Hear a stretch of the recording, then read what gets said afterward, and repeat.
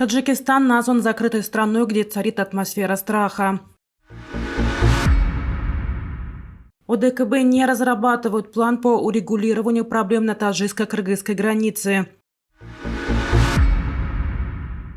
Таджикистан является закрытой страной, считает международная неправительственная организация «Сивикус», которая оценивает состояние гражданского сообщества и гражданских прав в 197 странах мира. В прошлом Таджикистан находился среди стран, в которых подавляются гражданские права. В новом годовом отчете «Сивикус» монитор, опубликованном 16 марта, на одном уровне с Таджикистаном находятся Туркменистан, Китай, Сирия и некоторые другие страны Африки и Азии. Авторы исследования пишут, что Таджикистан включен в список закрытых стран из-за подавления мирных протестов в Горно-Бадахшанской автономной области. В отчете говорится, что в Таджикистане царит атмосфера страха. Людей за осуществление своих прав, в том числе за свободу слова и мирные протесты, задерживают и отправляют за решетку.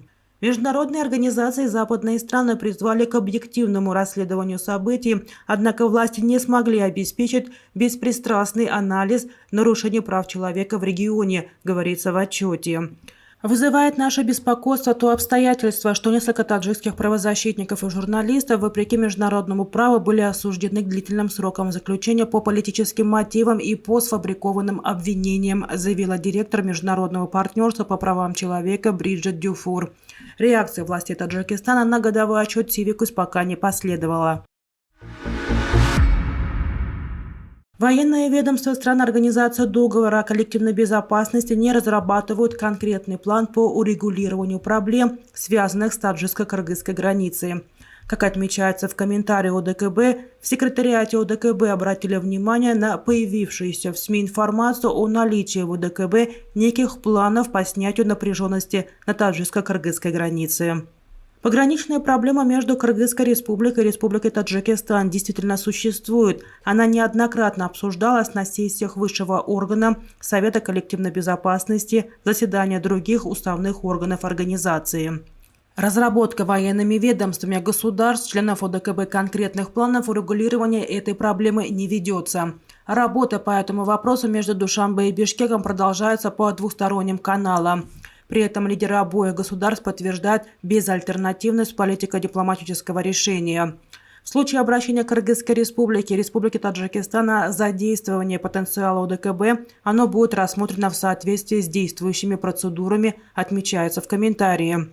Тем временем, как сообщалось ранее, в городе Душанбе проходила очередная встреча делегаций Таджикистана и Кыргызстана по таджикско-кыргызской границе. В соответствии с достигнутой договоренностью сторон с 10 по 16 марта этого года в городе Душанбе состоялась очередная встреча топографических рабочих групп правительственных делегаций Таджикистана и Кыргызстана по делимитации и демаркации таджикско-кыргызской государственной границы. Во время пожара в помещениях погрануправления ФСБ России по Ростовской области взорвались емкости с горючим. Об этом сообщил в телеграм-канале глава региона Василий Голубев. Предварительно установлено, что причиной пожара стало замыкание электропроводки внутри помещения. Распространившийся огонь послужил причиной взрывов емкостей с горюче-смазочными материалами, написал он. По словам губернатора, площадь пожара составила около 800 квадратных метров, произошло обрушение 2 стен. Голубев отметил, что один человек пострадал и госпитализирован в состоянии средней тяжести. Однако ранее ТАСС и РИА Новости со ссылкой на источники в экстренных службах сообщили, что при пожаре погиб один человек, а еще 2 пострадавших госпитализированы. Губернатор также рассказал, что началась эвакуация жителей соседних многоквартирных домов. При этом он отметил, что по оценкам специалистов угрозы домам нет. В тушении огня задействованы 14 единиц техники и 63 человека личного состава МЧС Российской Федерации. Пожар на территории погрануправления ФСБ Российской Федерации по Ростовской области произошел 16 марта. Очевидцы рассказали, что перед пожаром в здании на проспекте Сиверса раздался взрыв.